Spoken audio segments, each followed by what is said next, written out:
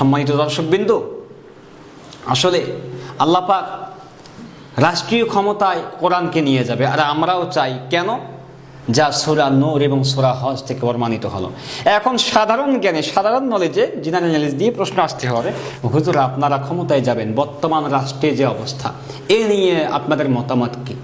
এ নিয়ে আমার সংক্ষিপ্ত মতামত হলো এই যে বর্তমান বাংলাদেশে ৭২-এর সংবিধান এবং তার আগের রাষ্ট্র ক্ষমতায় যারা ছিল, আমরা শেখ মুজিবকে দেখেছি, আমরা জিয়াউর রহমানকে দেখেছি, আমরা খালেদা জিয়াকে দেখেছি, আমরা শেখের বেটি হাসিনাকে দেখেছি, আমরা জাপা আমার এই এলাকার ইরশাদ চাচাকে দেখেছি, আমরা সব দলকে দেখেছি। সব দল দেখা শেষ, একটা দল নিয়েও বাংলার জমিনে আমনা, নিরাপত্তা, শান্তি প্রতিষ্ঠা হয়নি। এবার আগামীতে আমরা একটুকে হুজুর দেখে দেখতে পারি না? কেন? আল্লাহ যেহেতু বলছে হুজুরদের, কোরআনওয়ালাদের গুণ হলো তারা আসলেই নামাজ কায়েম করবে, আসলেই যাকাত প্রতিষ্ঠা করবে, ক্ষমতায় আসতে পারলে সৎ কাজে আদেশ করবে, অসৎ কাজে বাধা প্রদান করবে, এরা ইমানদার হবে, এরা সৎ ব্যক্তি হবে। তা আল্লাহ যেহেতু বলছে, আল্লাহর কথা কি মিথ্যা হতে পারে? কোরআন কারিমের ৬,২৩৬টি আয়াতের একটা আয়াত যদি আপনি অস্বীকার করেন, আপনার ঈমান থাকবে না। আফাতুমিনুনা বিবাদিল কিতাবি ওয়া তাকফুরুনা বিবাদ। যদি আপনি একটা আয়াতকে অস্বীকার করেন, ঈমান আনেন কিছু অংশ আর কিছু অংশ ঈমান না আনেন, তাহলে আপনার জন্য কি জানেন? ভাবছেন হ্যাঁ অস্বীকার করলাম তো কি হলো, ঈমান গেছে। আর কিছু, আরো কিছু আছে। দেখুন আল্লাহ বলছে, ফামা জাযাউ মান ইয়াফআলু যালিকা মিনকুম ইল্লা খিজয়ুন ফিল হায়াতিদ দুনিয়া ওয়া ইয়াউমাল কিয়ামাহ। দুনিয়াতে এবং পরকালে, দুকালেই আল্লাহ পাক বেইজ্জতি করবেন এবং পরকালে আল্লাহ আপনাকে কিছুই দেবেন না। আপনার যাজাটা দুনিয়াতে, পরকালে আপনি উত্তম কিছু পাবেন না। খিজয়ুন ফিল হায়াতিদ দুনিয়া, দুনিয়াতে আপনি বেইজ্জতি হবেন, পরকালে আপনি পুরস্কার ব্যতীত সৎ আমলের সৎ পুরস্কার পাবেন না। আপনি তো সৎ আমল করেন, কোরআন আয়াতকে অস্বীকার করেছেন।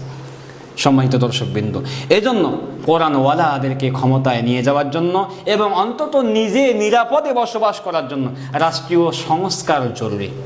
আমরা আমাদের এই অনুষ্ঠান থেকে, লাইভ প্রোগ্রাম থেকে প্রফেসর ডক্টর মোহাম্মদ ইউনূসের কাছে আমরা আবেদন করছি, নিবেদন করছি, জোরালোভাবে বলছি, আপনি নির্বাচনের তারিখ ঘোষণা করেছেন আমাদেরকে অবগত না করে।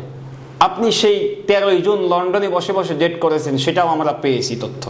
13 জুনের স্টাফ রিপোর্টার পত্রপত্রিকায় এসেছে। আপনি হুট করে জুলাই ঘোষণা দিয়েছেন, সেই জুলাই ঘোষণাপত্রেও দলদেরকে ডিঙ্গিয়ে, জামাত, হেফাজত, খেলাফত, এনসিপি এই সমস্ত দলকে ডিঙ্গিয়ে আপনি জুলাই ঘোষণাপত্র তৈরি করেছেন। জানি না আপনি কার মন জয় করতে চাচ্ছেন, আপনি কোনো গোত্র, কোনো দলের মন জয় করতে চাচ্ছেন। আমরা বাঙালি, আমরা বাংলাদেশের লোক, ওলামা একরাম এটা কোনোভাবেই বরদাস্ত করব না, এটা মেনে নেওয়া সম্ভব নয়। আপনি ঘোষণাপত্র পুনরায় সংস্কার করে ওলামা একরামের অবদান, শহীদদের অবদান, 47-এর অবদান, আপনি 71-এর অবদানটাও লিপিবদ্ধ করুন, সমস্যা নেই। 47, 71, 24 শহীদ, 7 74, 13 সাল, সবগুলো অবদান আপনাকে লিপিবদ্ধ করতে হবে। এরপরে জ্বালাও পোড়াও করে হাজারো নেতা কর্মীকে, ইসলামপন্থীদেরকে যারা কারাবদ্ধ রেখেছিলেন, ফাঁসি দিয়েছেন, এইগুলোর বিচার করুন। সংস্কার এবং বিচার করেই নির্বাচনে দেখে এগিয়ে আসুন। আল্লাহ পাক আমাদের সকলকে এই দাবির পক্ষে থাকা তৌফিক দিক এবং কোরআনওয়ালাদেরকে পার্লামেন্টে নিয়ে যাবার আন্দোলন করা তৌফিক দান করুন। এবং সেই সাথে আমরা দোয়া করছি, রব্বানা আখরিজনা মিন হাযিহিল ক্বরিয়াতিয যালিমি আহলুহা ওয়াজআল লানা মিন লাদুনকা ওয়ালিয়্যা ওয়াজআল লানা মিন লাদুনকা নাসীরা। হে প্রতিপালক, আমাদেরকে এমন একজন সাহায্যকারী দিন, শক্তি দিন, যেখানে আমরা নিরাপদে থাকতে পারবো, বসবাস করতে পারবো।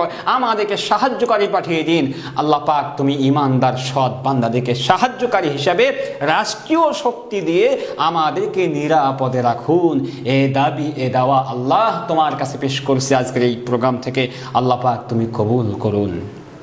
আজকের এই সংক্ষিপ্ত আলোচনা, সংক্ষিপ্ত লাইভ এখানেই শেষ করছি। যদি কারো কোনো প্রশ্ন থেকে থাকে, কমেন্টে যদি কোনো প্রশ্ন থেকে থাকে, এই বিষয় নিয়ে আরও অ্যান্সার দেওয়া যাবে ইনশাল্লাহ। পরিচয়, ছোট্ট মানুষকে প্রায় অনেকেই চেনে আলহামদুলিল্লাহ, আর অনেকে চেনে না। যারা চেনে না, পরিচয় দিচ্ছি, রাশিদুল হক রাশিদি।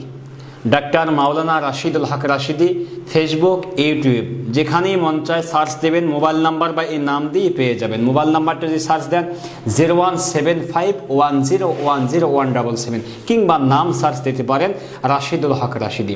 তা আমি যে কথা বললাম মতের সাথে যদি একমত হয়ে থাকেন অবশ্যই লাইভ প্রোগ্রামটি অবশ্যই শেয়ার করবেন। ইসলামপন্থীদের কাছে ঐক্যবদ্ধ হওয়ার যে আহ্বান করলাম, সংস্কারের যে আবেদন করলাম, এবং ইসলামপন্থীদের ক্ষমতায় গেলে কি লাভ হবে আর ইসলামপন্থী ব্যতীত জালেম ক্ষমতায় গেলে কি অপকার হবে সেটাও বললাম কোরআন থেকে এবং হাদিস থেকে বললাম। আল্লাহ পাক আমাদের সকলকে ক্ষমতার আসনে, পার্লামেন্টে এই কোরআনকে নিয়ে যাবার তৌফিক দান করুন, আমিন। ও আখির দাওয়ানা আনিল হামদুলিল্লাহি রাব্বিল আলামিন। আসসালামু আলাইকুম ওয়া রাহমাতুল্লাহি ওয়া বারাকাতুহু।